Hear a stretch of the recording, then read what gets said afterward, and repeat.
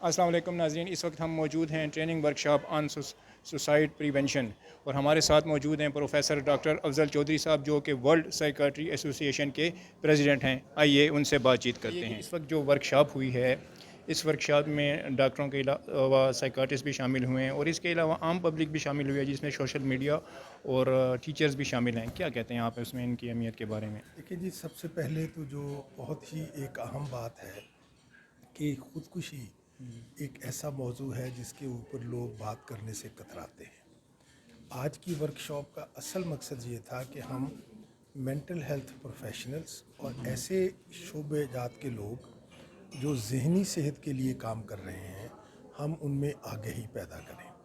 تو آج کی ورکشاپ میں ڈاکٹرز بھی موجود ہیں، سائیکالوجسٹ بھی موجود ہیں، سوشل ورکر بھی موجود ہیں، ٹیچرز بھی ہیں، اور کمیونٹی لیڈرز بھی موجود ہیں۔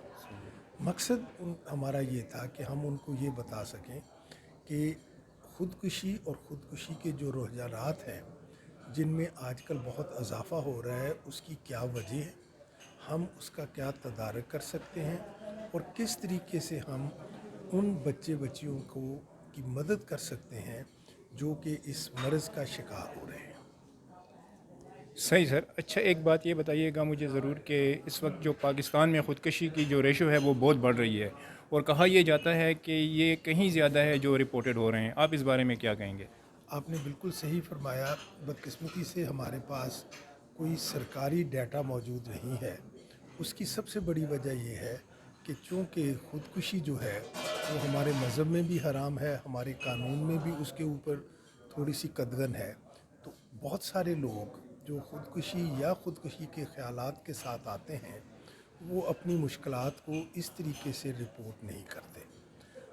ہمیں پتہ چلا ہے کہ اب حکومت پاکستان اس کو ڈی کرمنلائزیشن کر رہی ہے، یعنی اس کا مقصد یہ ہے کہ یہ ایک جرم نہیں ہے بلکہ یہ ایک لوگوں کی مدد کی پکار ہے۔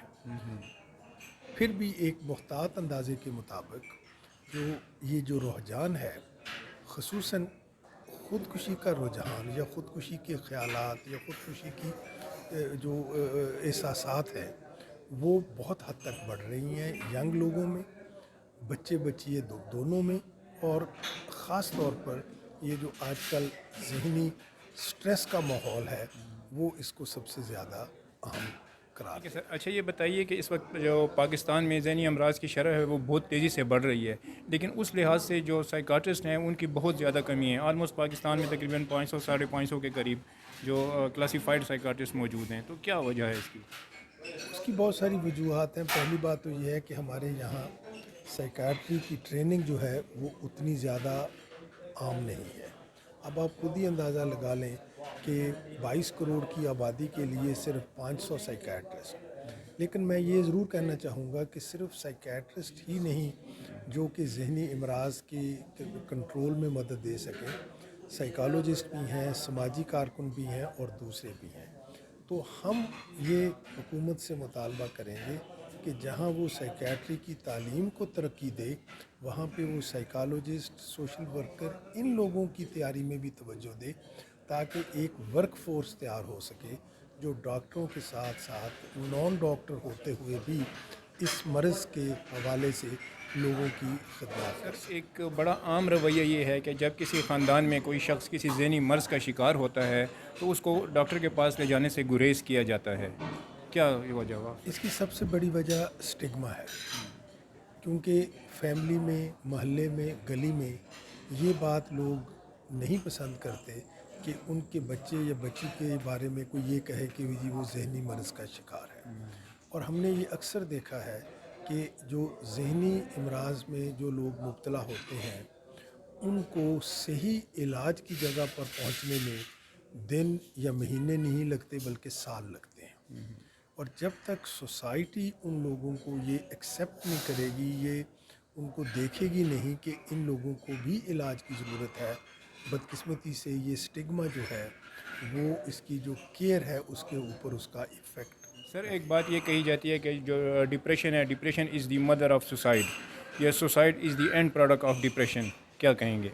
بالکل آپ نے صحیح کہا ہے کہ ڈپریشن ایک ایسی بیماری ہے جس میں سب سے بڑی کمپلیکیشن، سب سے بڑا جو نقصان ہے وہ सुइसाइड की वजह से है। लेकिन एक चीज़ जो बहुत अहम है कि सुइसाइड के जो ख़यालात हैं, जो एहसासात हैं, वो 70 से 80% मरीज़ों में जो कि डिप्रेशन का शिकार है हो सकते हैं। लेकिन सोशियो कल्चरल जो हमारे असरात हैं, समाजी जो असरात हैं, उनकी वजह से जो सुइसाइडल एक्ट हैं वो कम है।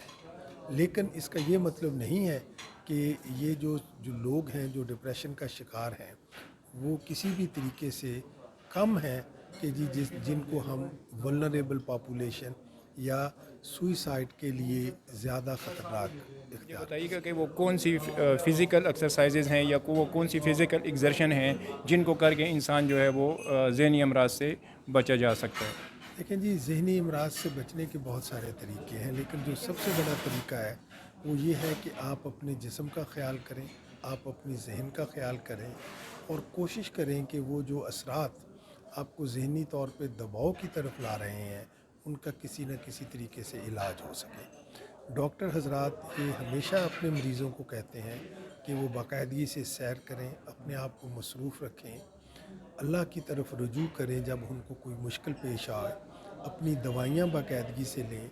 और दूसरी एक सबसे बड़ी बात जो बहुत अहम है वो ये है कि ज़हनी सेहत जिस्मानी सेहत के लिए भी उतनी ही ज़रूरी है जितनी जिस्मानी सेहत के लिए ज़रूरी है।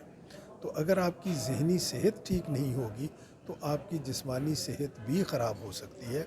तो इसलिए हमें ये ज़रूरी है कि जब हम किसी जिस्मानी मर्ज़ का इलाज कर रहे हों तो मरीज़ से ये भी हम पूछें कि उसके ऊपर ज़हनी तौर पे कितना दबाव है और किस तरीके से हम उसको मदद कर सकते हैं ताकि वो उस दबाव का शिकार ना हो।